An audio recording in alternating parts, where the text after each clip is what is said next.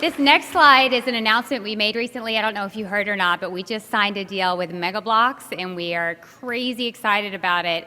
As we all know, there's several different players in the construction toy market, but when you see some of the slides we're going to show you, I think you're going to understand why this is such an amazing fit for us. It is definitely a love connection. These are Vikings that are in progress. I want to emphasize this was Mega Bloks' first take at this product. Blizzard didn't touch this. They simply did this on their own and sent this to us, and we're so geeked out we couldn't stand it. We are going to be doing a total line reveal at BlizzCon in 2011, and also you are going to be able to buy your first ever piece of Mega Bloks. Right now it's around 2,000 pieces. It's going to be an incredible value. It'll be the only SKU you'll be able to get until next year, and it will be available exclusively at BlizzCon. Yes, you'll have access to the online store, which will be carrying SKUs of the Mega Bloks product, yes. All right, next up is DC. We have Hank Canals here at the end. You want to wave, Hank? Take it away. Hey there, thank you. So we wrapped up our monthly book, and we've moved into doing exclusive graphic novels for the World of Warcraft property. I'm actually hoping the slide will come up. And we've got a couple in the works here. The first one up is our Alliance original graphic novel. It's written by Mike Costa and illustrated by Neil Googe. Mike's best known for his work on Transformers and G.I. Joe. Terrific writer, but also extremely into the Warcraft mythos here. It's been very interesting because we would call for a script and be like, I'm doing research, and you know, we know what research means when you're talking about Warcraft. But he's worked very closely with Mickey and the lore team to really pull together a lot of information in this expansive epic graphic novel that it really focuses on the Alliance and the history of the Worgen. So, Mickey, you want to talk a little bit about how this has been so far? Yeah, so how many people actually played the Side of the Loon questline? Classic WoW? Yep. Side of the okay. Loon. So this features the Side of the Loon, it features Worgen. Some of you who played that questline may remember the Dark Riders. You never actually got to see the Dark Riders in the game.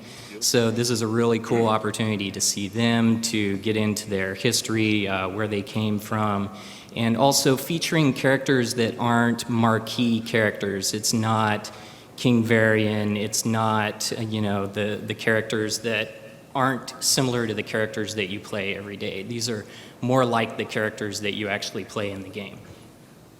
It's been terrific too, because working with these guys very directly, we were able to weave a lot of these storylines together. So a lot of the stuff that you see in game, or a couple bits and pieces in Christie's novels and the other novels, all relate to each other. So I think you'll be very pleased with how this is tied into everything else there. Art by the fantastic Neil Googe. He's terrific. He's been in Thailand for several months now, but he's moved back to the UK, and we're in the home stretch finishing this OGN. It should be out in the fourth quarter of this year. Next up is the Horde OGN. This one is fantastic as well, obviously. Working with Jeremy Rapak on art and Doug Wagner on the script. Doug's a relative newcomer. He's probably most recently known for the work he did on Red, which became a major motion picture. He did some of the adaptation work from that in comics. But Jeremy Rapak, known for X-Men versus Hulk, so who better to draw the Horde than an artist of his caliber. Again, terrific work, hardcore player. He's going really deep on detail on the armor sets. Doug going very deep on story detail, with Garage putting together an elite team of Horde warriors. And I'll throw this back over to Mickey as well, because he's been working closely with Doug and James Waugh.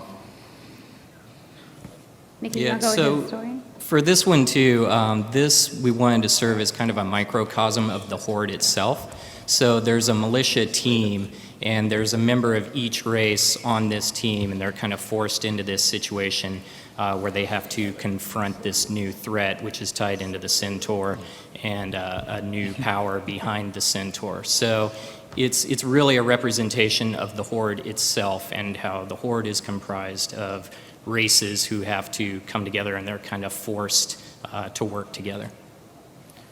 So Jeremy's doing the pencils on this. We have Rich Friend, Eisner winner, world-renowned inker there, and we're pleased to announce also at this show that Dave McCaig has signed on for the color work on this. It's going to be a phenomenal original graphic novel. Again, also planned to be ready for fourth quarter this year. Okay, Sword of Justice, Diablo. This is an original 5-issue miniseries. And this one's written by Aaron Williams, who's best known for his work on North 40 and PS 238.